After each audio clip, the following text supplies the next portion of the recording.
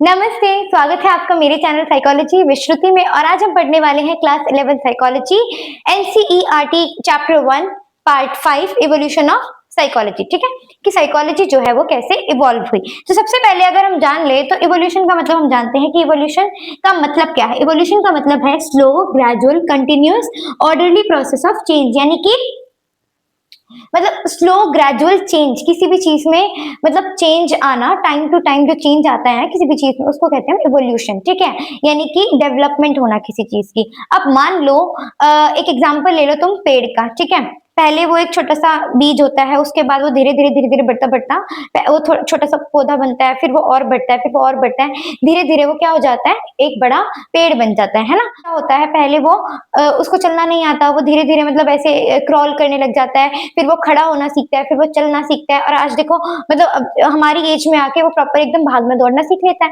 है ना। तो ये इसी को कहते हैं इवोल्यूशन। ठीक है, ये इवोल्यूशन ऑफ ह्यूमन बीइंग है। ठीक है, तो ऐसे ही इवोल्यूशन ऑफ साइकोलॉजी हम पढ़ेंगे कि जो साइकोलॉजी है वो पहले क्या थी और अब क्या है।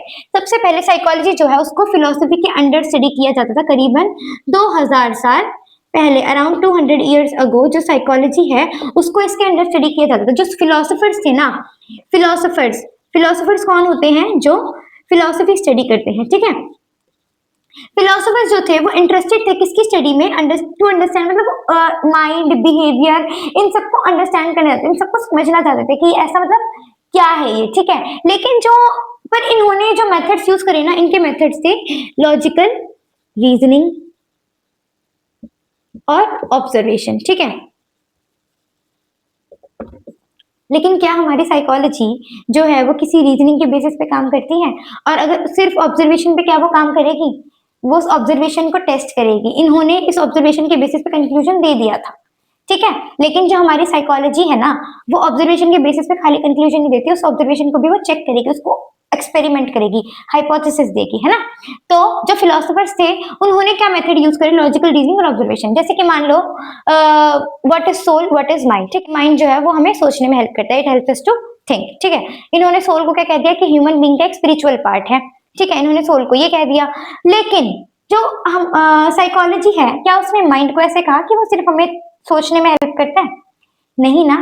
फिर उसके बाद क्या हुआ, फिलोसफी हमने जान ली कि जो साइकोलॉजी है वो पहले इसी का पार्ट थी, कि जो साइकोलॉजी है वो पहले फिलोसफी का ही पार्ट थी, फिलोसफी के अंडर ही स्टडी की जाती थी। ठीक है, अब हम बढ़ेंगे जो हमारा फर्स्ट स्कूल ऑफ साइकोलॉजी है, जहां से एक्चुअल में हमारी जो साइकोलॉजी है उसकी उसकी एस्टेब्लिशमेंट स्टार्ट हुई, मतलब कि वो मतलब उसके इवोल्यूशन का फर्स्ट फेज स्टार्ट हुआ। जो फर्स्ट स्कूल ऑफ साइकोलॉजी वो है स्ट्रक्चरलिज्म। ठीक है, क्या है? स्ट्रक्चरलिज्म। तो चलिए अब पढ़ते हैं हम स्ट्रक्चरलिज्म को, यानी कि फर्स्ट स्कूल ऑफ साइकोलॉजी की। ठीक है, ये शुरू कहां से हुआ? शुरू हुआ ये 1879 से। 1879 में जब फर्स्ट साइकोलॉजी लैब बना, कहां पर बना? लीप्जिग जर्मनी में। ये प्लेस है। ठीक है, ये प्लेस है, यहाँ पर फर्स्ट साइकोलॉजी लैब बनाया गया। ठीक है, किसने बनाया? विल्हम वुंट ने बनाया। ठीक है, विल्हम वुंट ने क्या बनाया? फर्स्ट साइकोलॉजी लैब बनाया। कहां पर? लीप्जिग जर्मनी में। कौन से ईयर में? 1879 में। ये बहुत ही इंपॉर्टेंट क्वेश्चन है, ये आगे आपसे मतलब कॉम्पिटिटिव एग्जाम्स में भी पूछा जाता है। अगर आप साइकोलॉजी से रिलेटेड कोई कॉम्पिटिटिव एग्जाम्स दे रहे हो तो आपको वहां पे पूछा जाएगा ये। ठीक है, तो विल्हम वुंट को फादर ऑफ मॉडर्न साइकोलॉजी भी कहा जाता है, फादर ऑफ साइकोलॉजी। ठीक है, विल्हम वुंट को फादर ऑफ साइकोलॉजी भी कहा जाता है, just because of this reason कि उन्होंने फर्स्ट साइकोलॉजी लैब दिया था। ठीक है, और अब इनकी इससे रिलेटेड बात कर लेते हैं, स्ट्रक्चरलिज्म से रिलेटेड, की जो ये थे विल्हम वुंट थे, इन्होंने क्या कहा था? ये इंटरेस्टेड थे स्ट्रक्चर ऑफ माइंड में, ये स्ट्रक्चर ऑफ माइंड में इंटरेस्टेड थे।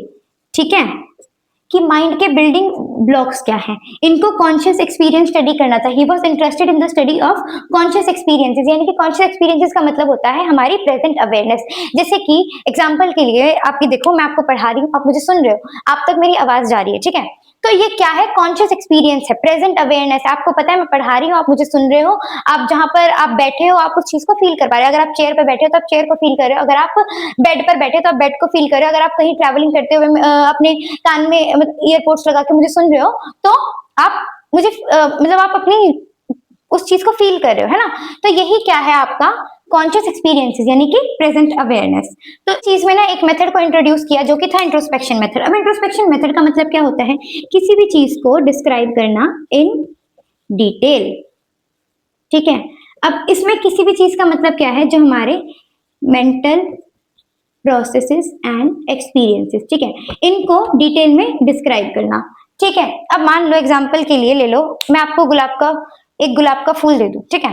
तो उस गुलाब के फूल में आप मैं आपसे बोलूं कि आपको इस गुलाब के फूल को डिस्क्राइब करना है, मैं 4-5 बच्चों को लाके खड़ा कर दूं और मैं कहूं कि इसको गुलाब के फूल को डिस्क्राइब करना है, ठीक है। तो एक बच्चा कहेगा कि इसकी खुशबू बड़ी अच्छी लग रही है, एक बच्चे को क्या पता खुशबू पसंद आए ना आए, ठीक है। एक बच्चा कहेगा कि इसका तो रेड कलर है, कोई कहेगा इसका मेहरून कलर है, इसका डार्क रेड कलर है, ठीक है। सब अपने अपने एक्सपीरियंस बताएंगे, सबके अपने अपने एक पर्सपेक्टिव होगा, सबका अपना अपना एक व्यू होगा उस रोज को लेकर, ठीक है। तो वो जो उन्होंने डिस्क्राइब किया ना, वो तो उनका इंट्रोस्पेक्शन हुआ, कि मतलब इंट्रोस्पेक्शन का मतलब है डिस्क्राइब करना किसी भी चीज को डिटेल में। तो जो उन्होंने वो डिस्क्राइब किया वो क्या हुआ, इंट्रोस्पेक्शन मेथड, ठीक है। लेकिन अब इंट्रोस्पेक्शन मेथड में प्रॉब्लम क्या थी कि जो एक्सपीरियंसेस है, जैसा कि मैंने आपको पार्ट 1 में बताया था, एक्सपीरियंसेस जो है वो सब्जेक्टिव होते हैं, it vary from person to person, यानी कि हर एक पर्सन का अलग एक्सपीरियंस होगा। कोई अगर रोलर कोस्टर राइड को एंजॉय कर रहा है तो दूसरा बंदा क्या पता उस पर डर रहा हो,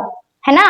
किसी को एग्जाम में जाने से डर लग रहा है और क्या पता दूसरा कोई अच्छा बच्चा मतलब टॉपर जो होगा, क्या पता वो खुशी खुशी जाए कॉन्फिडेंटली कि हाँ मेरे को डर नहीं लग रहा है ना। तो ऐसा होता है एक्सपीरियंस जो होते हैं वो सब्जेक्टिव होते हैं, ठीक है। वो किसी के मतलब सेम नहीं होते, सबके वेराई करता है एक्सपीरियंस पर्सन टू पर्सन, किसी का अच्छा एक्सपीरियंस होगा, किसी का सेम चीज को लेकर पूरा एक्सपीरियंस होगा, ठीक है। तो इसीलिए जो इंट्रोस्पेक्शन मेथड है ये इसकी स्ट्रक्चरलिज्म के जो लिमिटेशन थी उसमें आता है इंट्रोस्पेक्शन मेथड, ठीक है। तो इसी चीज को लेकर जो बाकी साइकोलॉजिस्ट थे उन्होंने कहा कि भाई इसको रिलायबल नहीं मानेंगे, ठीक है। और जो सेकेंड स्कूल ऑफ साइकोलॉजी आता है वो है फंक्शनलिज्म, ठीक है। अब फंक्शनलिज्म जैसे कि नाम से ही आपको पता लग रहा है फंक्शन, स्ट्रक्चरलिज्म का नाम से आपको पता लग रहा था कि स्ट्रक्चर ऑफ माइंड स्टडी करेगा, फंक्शनलिज्म करता है फंक्शन ऑफ माइंड। क्या स्टडी करता है, फंक्शन ऑफ माइंड की जो मेंटल प्रोसेसेस हैं वो क्यों एग्जिस्ट करते हैं, ठीक है। अब इन्होंने क्या कहा, पहले तो इसके फाउंडर देख लो कौन थे, विलियम जेम्स। कौन थे, विलियम जेम्स, ये एक अमेरिकन साइकोलॉजिस्ट थे, ठीक है, अमेरिकन साइकोलॉजिस्ट, ठीक है। तो इन्होंने क्या कहा कि हमें ना मतलब माइंड किस चीज से बना है इस पे फोकस ना करके हमें ये देखना चाहिए कि जो माइंड है वो क्या करता है, ठीक है। हमारे जो मेंटल प्रोसेसेस हैं वो क्यों एग्जिस्ट करते हैं, ठीक है। अब जैसे कि आपके सामने से एकदम एक बड़ी तेज गाड़ी आ रही है, आप रोड पे चल रहे हो और आपके सामने से बड़ी तेज गाड़ी आ रही है, ठीक है।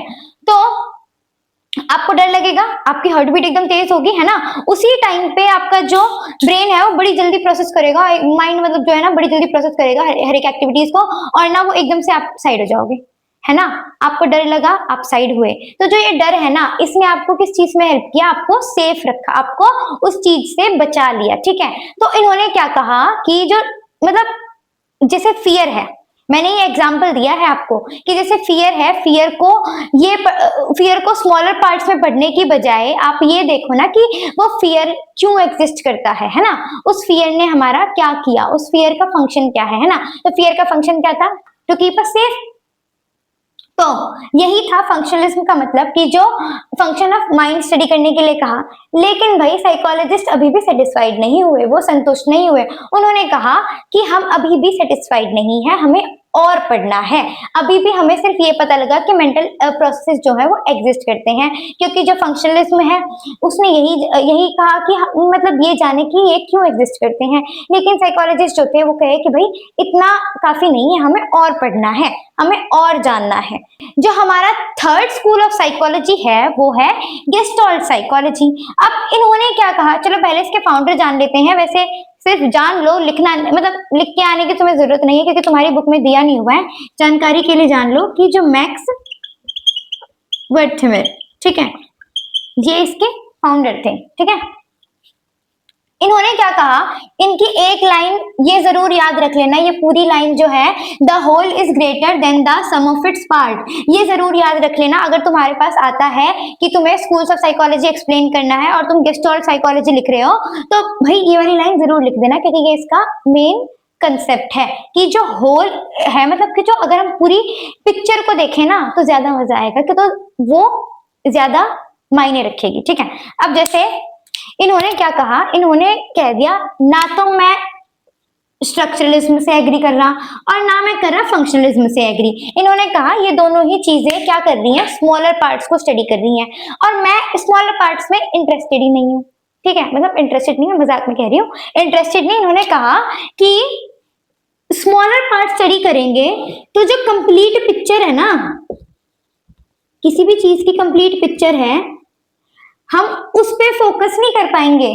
ठीक है, तो इन्होंने कहा कि जो होल है यानी कि जो कंप्लीट पिक्चर है वो ज्यादा बड़ी होती है अगर हम स्मॉलर पार्ट से, ठीक है, अगर हम किसी चीज को टुकड़ों में मतलब बांट रहे हैं ना, टुकड़ों में पढ़ रहे हैं, टुकड़ों में उस चीज की जानकारी ले रहे हैं, तो जो कंप्लीट पिक्चर है उसका हम कुछ कंसेप्ट खो देते हैं। अब मान लो बाईसाइकिल है, मैं आपके सामने एक साइकिल ला के रख दूं, ठीक है, तो आपको कहूं मैं इसको डिस्क्राइब, इसको मतलब बताओ क्या है ये, आप यही तो कहोगे साइकिल है, आप ये थोड़ी कहोगे एक हैंडल है, एक सीट है, दो टायर है, एक चेन है, ये तो नहीं कहोगे ना, आप ये कहोगे कि एक पूरी साइकिल है।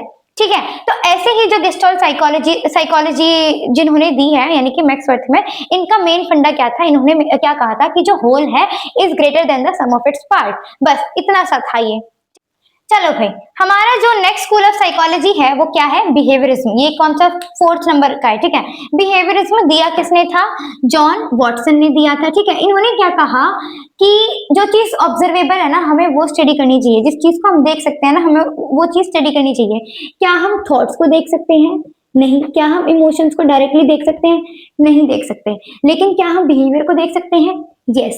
तो इन्होंने कहा कि भाई जिस चीज को हम देख सकते हैं, विच इज ऑब्जर्वेबल, हमें उस चीज को स्टडी करना चाहिए ना, जो चीज हमें दिख रही है। ठीक है, अब इन्होंने क्या कहा कि जैसे ऑपरेंट कंडीशनिंग है, क्लासिकल कंडीशनिंग है, आप आके पढ़ोगे कि जो रेनफोर्समेंट है, रेनफोर्समेंट यानी कि रिवॉर्ड देना, पनिशमेंट देना, है ना, इन चीजों से जो हमारी बिहेवियर है वो इन्फ्लुएंस होता है। ठीक है, चलो ये तो बात की बातें हैं। जो यहाँ पे देखते हैं कि जो हम, इन्होंने क्या कहा कि जो बिहेवियर है वो ऑब्जर्वेबल है तो हमें वही स्टडी करना चाहिए। अब एक बात बताओ, क्या तुम सिर्फ बिहेवियर पढ़ के, इन्होंने कंप्लीटली ना जो थॉट्स और इमोशंस को ना कह दिया, मतलब इग्नोर ही कर दिया, इन्होंने इन चीजों को इग्नोर कर दिया, लेकिन क्या तुम साइकोलॉजी सिर्फ बिहेवियर के बेसिस पे स्टडी कर सकते हो, नहीं कर सकते। तुम, हम तो थॉट्स, इमोशंस, एक्सपीरियंसेस ये सब स्टडी करते हैं ना साइकोलॉजी में, है ना, माइंड्स, वो मेंटल प्रोसेस को स्टडी करते हैं और उनके अंडर ही ये आते हैं, है ना। तो क्या सिर्फ बिहेवियर को लेके हम साइकोलॉजी स्टडी कर सकते हैं, नहीं स्टडी कर सकते, इसीलिए इसकी लिमिटेशन बन गई। ठीक है, 5th स्कूल ऑफ साइकोलॉजी जो है साइको एनालिसिस, वो क्या कहता है और किसने दिया। देखो, सबसे अलग ही आइडिया था ये, कंप्लीटली डिफरेंट आइडिया था। किसने दिया था, सिगमंड फ्रूड ने दिया था। ठीक है, सिगमंड फ्रूड ने ये आइडिया दिया, एकदम कंप्लीटली डिफरेंट आइडिया था। इन्होंने क्या कहा था कि जो हमारा बिहेवियर है ना, मतलब हमारा mostly part of are behaviour, मतलब बिहेवियर का बहुत ज्यादा वाला हिस्सा जो है ना, वो कौन कंट्रोल करता है, हमारा अनकॉन्शियस माइंड कंट्रोल करता है। और जो अनकॉन्शियस माइंड जो है, उन्होंने देखो, एक होता है कॉन्शियसनेस, ठीक है, और एक होती है अनकॉन्शियसनेस। ठीक है, कॉन्शियसनेस का मतलब होता है प्रेजेंट अवेयरनेस। ठीक है, यानी कि प्रेजेंटली जो आपके साथ हो रहा है आपको उस चीज की जानकारी है। अनकॉन्शियस यानी कि जो सप्रेस, यानी कि जो आपके हिडन है, मतलब माइंड में है, बहुत पुरानी चीज है जो आपको मतलब अगर याद दिलाई जाए तब आएगी, अदरवाइज नहीं। ठीक है, देखो, अब इन्होंने अनकॉन्शियस माइंड को किस चीज से रिलेट किया, किस चीज से कंपेयर किया, एक आइसबर्ग से।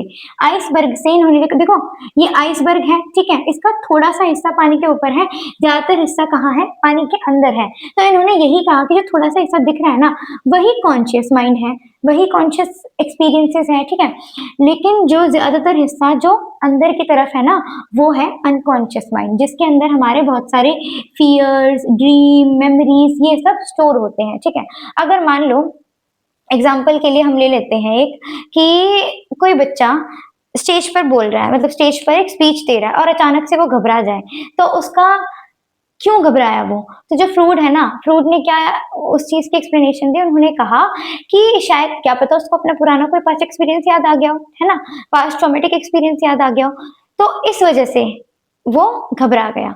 तो यही उन्होंने कहा, अब देखो कंप्लीटली एक डिफरेंट आइडिया है कि पहले जो थे उन्होंने क्या कहा, स्ट्रक्चर ऑफ माइंड स्टडी करते हैं, फिर आया फंक्शन ऑफ माइंड, फिर बिहेवियर स्टडी करते हैं कि जो ऑब्जर्वेबल है, और बीच में मतलब थर्ड पे आया था गेस्टॉल्ट वाला कि द सम, मतलब कि स्मॉल स्मॉल पार्ट्स में ना स्टडी करके पूरा होल कंप्लीट मतलब स्टडी करना चाहिए, ठीक है। फिर आया था बिहेवियर की जो ऑब्जर्वेबल है उसको स्टडी करो। इन्होंने तो भाई अलग ही चीज कह दी कि ना जो बिहेवियर है वो हमारा अनकॉन्शियस माइंड कंट्रोल करता है, ठीक है। सिक्स्थ स्कूल ऑफ साइकोलॉजी पढ़ते हैं जो कि है ह्यूमनिस्टिक साइकोलॉजी, और ये किसने दिया था, कार्ल रोजर्स और अब्राहम मैस्लो ने दिया था, ठीक है। इन्होंने क्या कहा था, इन्होंने किस चीज पे फोकस किया था, free will of human beings. इन्होंने free will of human beings पे फोकस किया था। फ्री विल का मतलब होता है कि अपने ही डिसीजन लेने की कैपेसिटी, ठीक है। तो हर एक इंसान के पास होती है ना, तो इन्होंने उस चीज पे फोकस किया था। इन्होंने क्या कहा था कि जो ह्यूमन बींग्स है ना, उनके अंदर एक ऐसी भूख होती है, एक ऐसी स्ट्राइव होती है ग्रो करने की और अपने इनर पोटेंशियल को अनफोल्ड करने की, यानी कि अपने इनर पोटेंशियल को मतलब और निखारने की, अपने उन चीजों को और बढ़ाने की, ठीक है। तो इन्होंने क्या कहा, इन्होंने कहा कि हमें सिर्फ प्रॉब्लम्स को स्टडी ना करके हमें ह्यूमन बींग्स की, हमें लोगों की स्ट्रेंथ और एबिलिटीज को भी स्टडी करना चाहिए, ठीक है। क्योंकि इन्होंने कहा कि हर एक इंसान के अंदर एबिलिटी होती है कि वो अपना ही बेस्ट वर्जन बन सके, ठीक है। फॉर एग्जाम्पल, दो बच्चे हैं, दोनों के ही मार्क्स 60 आए हैं, ठीक है। दोनों ने 60 मार्क्स स्कोर किए हैं। एक बच्चा कहता है कि मैं तो यूजलेस हूँ, और दूसरा बच्चा कहता है, वो खुशी खुशी कहता है कि I will improve next time, मैं अगली बार इम्प्रूव कर लूंगा। तो जो ह्यूमनिस्टिक साइकोलॉजी है ना, वो इसी पर फोकस करती है, वो हमें हमारे ही पोटेंशियल को अनफोल्ड करने में, हमारे ही पोटेंशियल को ग्रो करने में हेल्प करती है, ठीक है। ये था हमारा humanistic psychology. Now we will study cognitive psychology.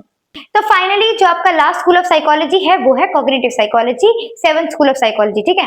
और इसका इवोल्यूशन कैसे हुआ, यानी कि ये कैसे एस्टैब्लिश हुई। तो इसमें क्या हुआ था कि एक गेस्टॉल्ट अप्रोच ले लिया और एक स्ट्रक्चरलिज्म अप्रोच ले लिया। इन दोनों के कुछ एस्पेक्ट्स को कंबाइन किया गया और उनको कंबाइन करके एक पर्सपेक्टिव बना जो कि था कॉग्निटिव पर्सपेक्टिव, ठीक है। अब कॉग्निटिव पर्सपेक्टिव का मतलब क्या है, कॉग्निटिव पर्सपेक्टिव का मतलब है how we know about the world, यानी कि हमें दुनिया के बारे में कैसे जानकारी है, मतलब हमें दुनिया के बारे में कैसे जानते हैं, ये हमें कॉग्निटिव पर्सपेक्टिव का मतलब है, ठीक है।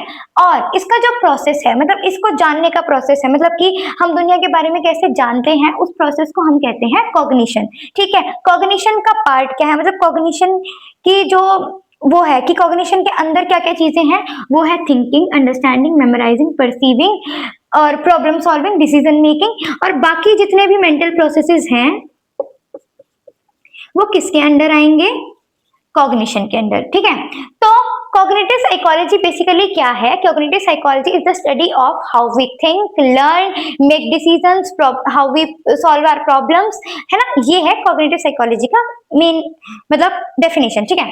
अब देखो आपकी बुक में कहा गया है कि कुछ साइकोलॉजिस्ट ने माइंड जो है, माइंड को कंपेयर किया कंप्यूटर से, ठीक है। उन्होंने कहा कि जैसे कंप्यूटर 3 स्टेजेस में वर्क करता है ना, इनपुट, प्रोसेस और आउटपुट में, वैसे ही जो हमारा माइंड है, हमारे जो मेंटल प्रोसेस है ऐसे ही वर्क करते हैं। अब जैसे मैं आपको पढ़ा रही हूँ, ठीक है, तो आप मुझे सुन रहे हो, तो आप क्या कर रहे हैं, आप रिसीव कर रहे हैं इन्फॉर्मेशन, वो किस में आएगी, इनपुट में। आप इनपुट का मतलब है लेना, ठीक है। आप वो इन्फॉर्मेशन को रिसीव कर रहे हो, you are taking that information, you are receiving that information, ठीक है। फिर उसके बाद है प्रोसेस, आप समझ रहे हो उस चीज को, है ना। तो वो क्या है ना, सोच रहे हो, समझ रहे हो, उसको अपने माइंड में बिठा रहे हो, स्टोर कर रहे हो, है ना। तो वो किस चीज में आएगी, प्रोसेस में, ठीक है। लेकिन जब आपका पेपर आएगा तो आप वहां पर लिख के आओगे ना कि हाँ श्रुति मैम ने पूरा इवोल्यूशन ऑफ साइकोलॉजी पढ़ाया था, ये लिख के आना है ना। तो वो किस चीज में होगा, आउटपुट में, ठीक है। कि जो भी आपके माइंड में स्टोर था, आपने वो पेपर में लिख कर आ गए, ठीक है। वो किस चीज में है, आउटपुट में। इनपुट का मतलब है लेना, प्रोसेस का मतलब है उस चीज को प्रोसेस करना, आउटपुट का मतलब है देना। लिया, प्रोसेस किया और दिया, ठीक है। उसके बाद एक कंसेप्ट और आता है आपका कंस्ट्रक्टिविज्म का, ठीक है। कंस्ट्रक्टिविज्म का मतलब क्या है, construct our knowledge through experiences. Constructivism जो था, इसने क्या कहा था कि जो हम अपने नॉलेज है ना, वो कैसे कंस्ट्रक्ट करते हैं, कैसे अपनी नॉलेज को क्रिएट करते हैं, थ्रू आर एक्सपीरियंसेस, यानी कि जो हमारे एक्सपीरियंसेस है उसके बेसिस पे, ठीक है। और इसको पढ़ने वाले कुछ साइकोलॉजिस्ट जिनका आपकी बुक में जिक्र है वो है पियाजे और विगोट्स्की, ठीक है। पियाजे और विगोट्स्की, ठीक है।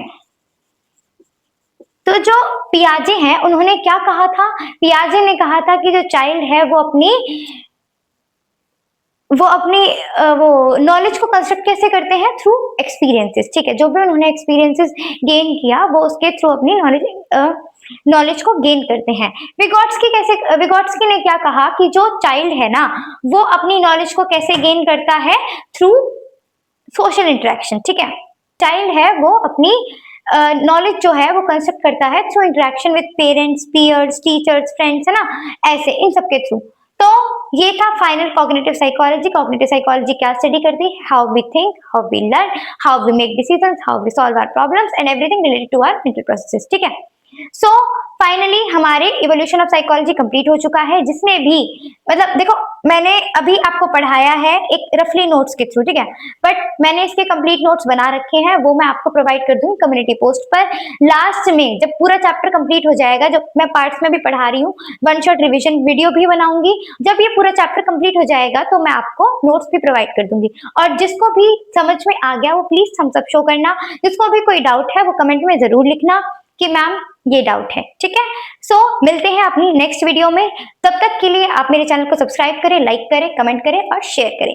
बाय बाय एवरीवन, मिलते हैं नेक्स्ट वीडियो में।